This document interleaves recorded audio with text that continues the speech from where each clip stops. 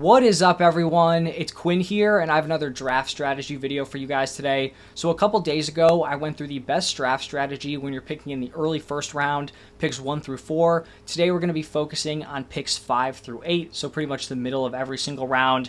I think at this point, this is probably like my second favorite chunk to pick from. I like the early first round the most, and then I think pick 5 through 8 is probably my second favorite. So we're going to be talking about some of the best targets in the early rounds when you're picking in this range, and then I'll also be going through 4 different mock drafts from pick 5, 6, 7, and 8, just showing you guys, what kind of teams you can put together when you're picking in this spot. So let's dive into some of the targets that we should be looking at. I compiled ADP from Sleeper, ESPN, and Yahoo, and this is the consensus ADP here. This is for round 1, and you can see it's color-coded. So green means I think these guys are great values if you're picking from pick 5 through 8. Yellow is I think you can take them here, but they're not like screaming values. Red would be players I'd be avoiding. So I think if you're getting, Tyreek Hill, Jamar Chase, those are guys that I would take with the first 4 picks. So if you're getting them, pick 5 or later, I think those are really nice values. And then after you have like the CMC 101 and then Lamb, Hill, Chase in whatever order, after those 4, then I have Breece Hall and Bijan Robinson. People seem to be going back and forth on them. I slightly have Breece Hall ahead of Bijan Robinson, but they're very close. So they're my 105, 106. If you're taking them within this pocket, I think it makes a lot of sense. And then if you're not getting, a falling Chase, a falling Hall, a falling Bijan, then, the 107, 108 area, that's where I'd be looking at guys like Justin Jefferson, Amon-Ra St. Brown, which is why I have those guys in yellow. And then A.J. Brown, Jonathan Taylor, those are just not guys I'd be taking. Even with the 8th pick, I would take Jefferson, Amon-Ra over them, and then all the other players in green that I already talked about. So that's round 1. Now looking at round 2, this mid-round 2, once again here, the guys I have in green are Kyren Williams and Marvin Harrison Jr. And I think this is kind of the iffy part of this, mid-round 2, especially like the 1-2 turn area. The second round doesn't feel great. It feels pretty flat. Like typically, you have your early seconds, guys that are just locked in going in that range. This year, I feel like there's going to be a ton of variance. So on some platforms, the early second round is going to look completely different to others. So the 2 guys, like I said, I have in green, Kyren Williams, Marvin Harrison Jr. For me, I'd be willing to take Marvin Harrison Jr. as an early round 2 pick. It doesn't feel great because it doesn't seem like you're getting much value picking him as a rookie. You're kind of, banking on a monster season. But that's just kind of a gross part with the, wide receiver area, so I'm fine, taking him there. So mid-second, I'm cool with. Kyren Williams, I think, is a nice running back pick. I don't think Blake Corum is going to, ruin his value or anything. So if he's fallen to the mid-second, I'm fine with it. And then guys who I would, consider taking here, they're fine picks, don't think they're amazing values. Devontae, Derrick Henry, Chris Olave, Travis Etienne. A guy like Devon Achane is typically going after this, but he's someone I would definitely consider in mid-round 2. And then even guys like Brandon Ayuk, Deebo Samuel, who are also going later than this, those are also players I'd be willing to take here. So mid-round 2 area, even like late round 2, it's kind of just picking whatever guys, you value at this point. So for me, Kyren, Marvin Harrison Jr., if they're there, cool. If not, I think you just take your guy. And then Josh Allen, Sam Laporta, definitely not considering a quarterback or a tight end this year in the mid-second round. Now shifting into round 3, for mid-round 3, like I talked about, if you have Devon Achane fall into the mid-3rd, I will be all over that. Like I said, I would take him in the mid-second. Mike Evans, typically going, more early 3rd round, but I'd take him, mid-3rd if he's there. Josh Jacobs, I think he's more of a 4th round value in my opinion, so I would not be taking him mid-round 3. Would also not be taking Patrick Mahomes. First off, in my opinion, Mahomes should not be going before Hurts. I think Hurts is fine if you really want a quarterback here, but typically I'm kind of trying to wait on the quarterback position, not trying to force a pick. So I don't think Hurts is the worst pick, but probably not something I'd be targeting. Nico Collins, I think a really nice wide receiver pick in the mid-3rd round. Stephon Diggs, just not a player I'm super high on, would prefer to get Tank Dell at a discount. And then Michael Pittman, if he's there, I'm fine with him in mid-round 3.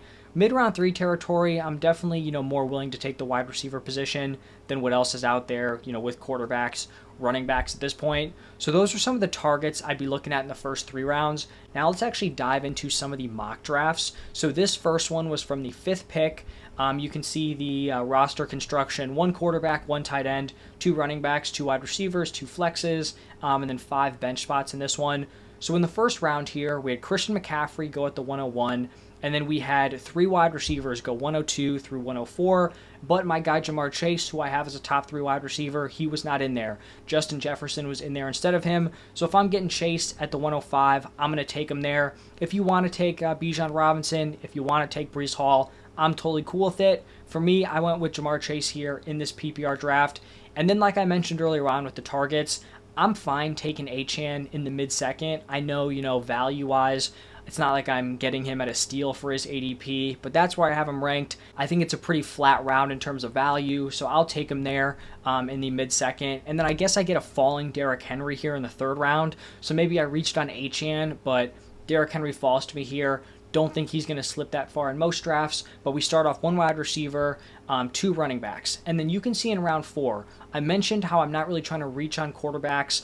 Like, I don't love the idea of taking Jalen Hurts in the mid-third round because I got in this draft a falling Jalen Hurts in the 4th. So I'm definitely not, considering taking these quarterbacks second round, early third round, when we can get falling values like this. And if it wasn't Jalen Hurts, there are still some decent values, in other drafts that you're going to see here. So Jalen Hurts in the 4th, that's a great value, high upside quarterback, snagged him there. Then we went back to the wide receiver position, round 5, round 6, just taking my best wide receivers available. So I went Tank Dell, really like him this season. If I'm getting him in the 5th round, I think that is an absolute steal.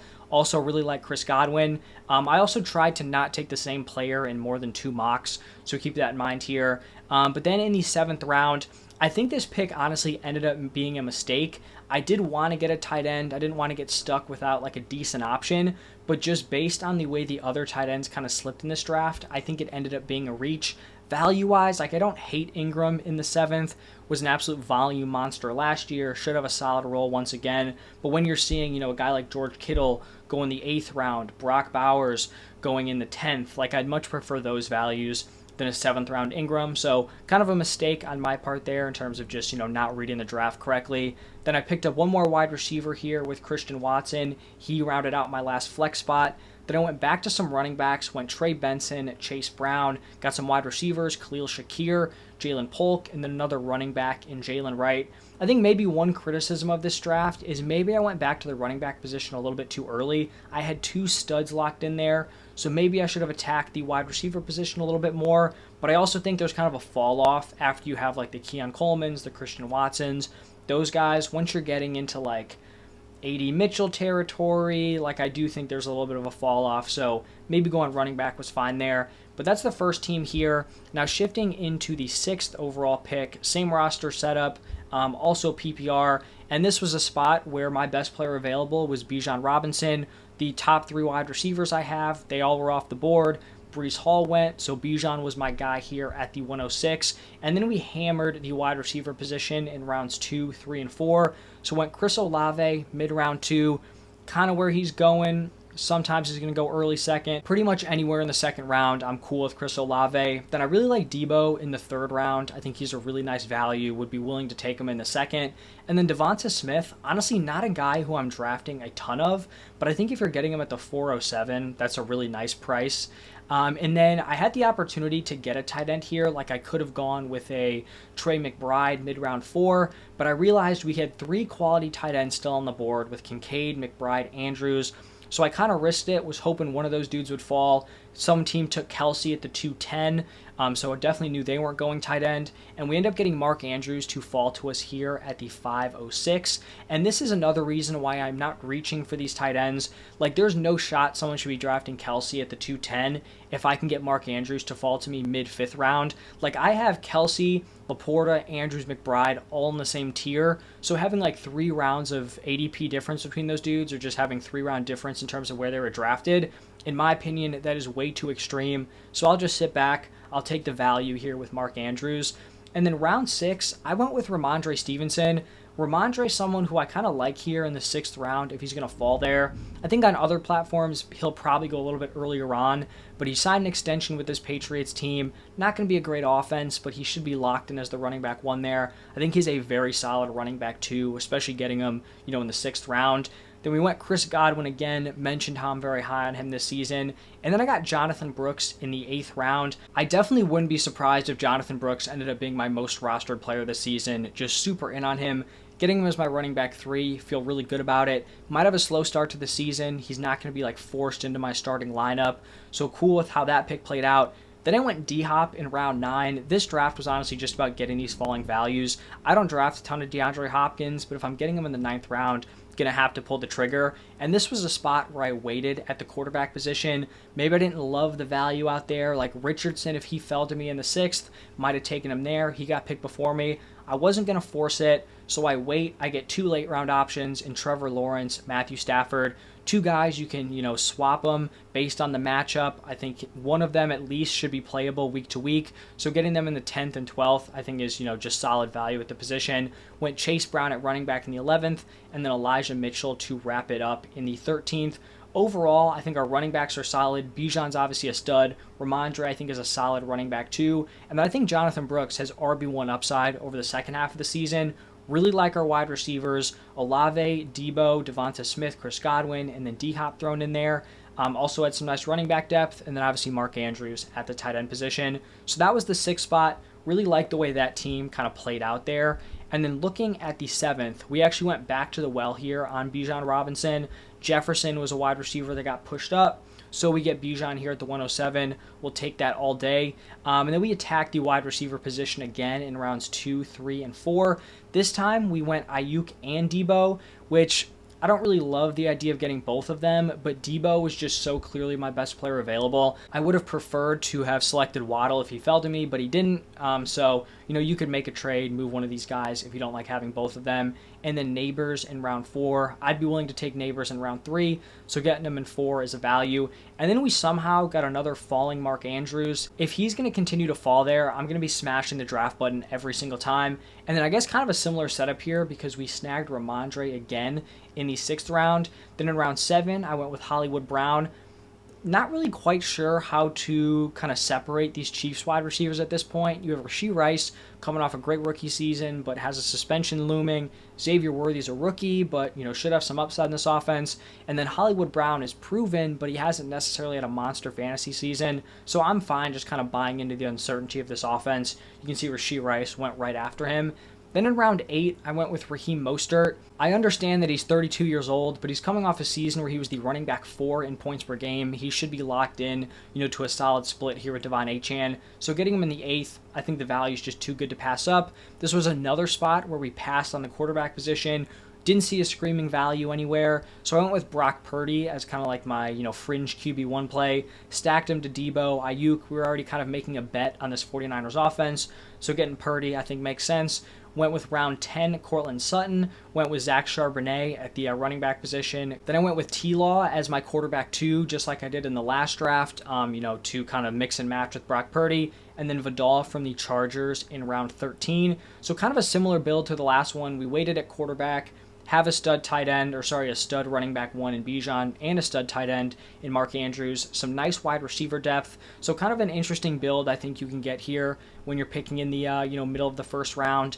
And then the final draft here, the 8th overall pick, a little bit of a different setup here. We once again went with an elite running back in Breece Hall falling to the 108. For me, Breece at the 108, I just love the value there. We hammered the wide receiver position, but this time for 4 straight rounds. So we went Marvin Harrison Jr., DJ Moore, Tank Dell, T. Higgins, all kind of guys that I think I got at a discount. For Marvin Harrison Jr., I'd take him early 2nd. DJ Moore, I'd take him, early 3rd area.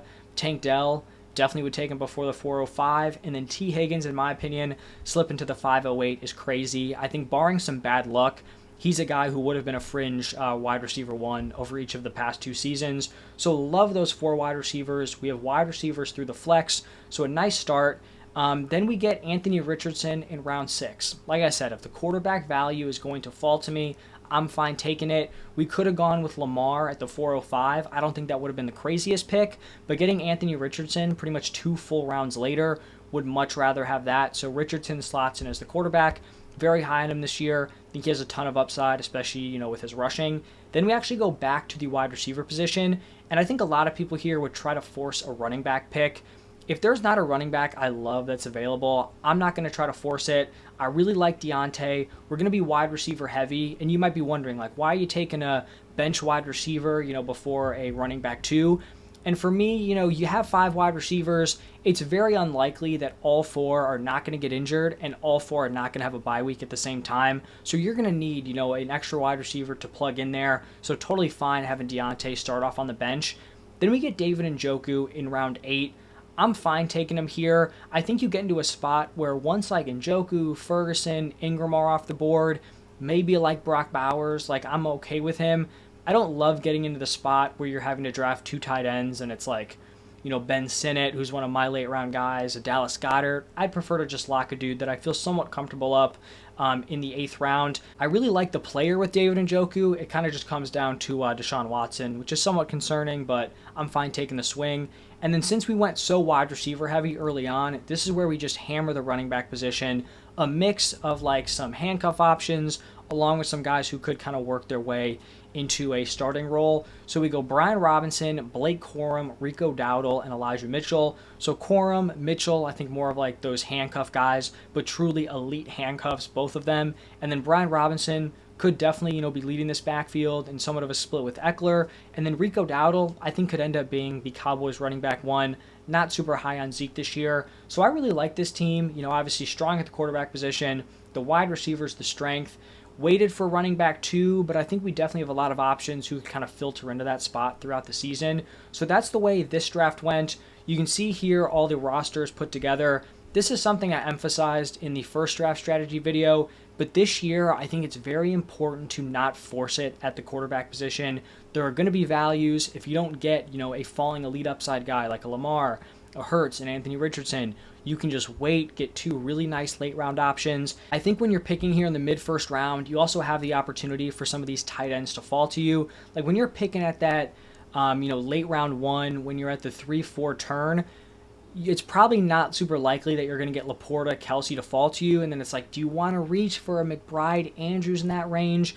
You kind of get the opportunity to let those guys fall to you when you're picking here. I think you can get a lot of wide receiver value. So I like the way these drafts turned out. Let me know your thoughts on this spot. Let me know your thoughts on the draft, the targets. But thank you all for stopping by, and I will see you in the next one.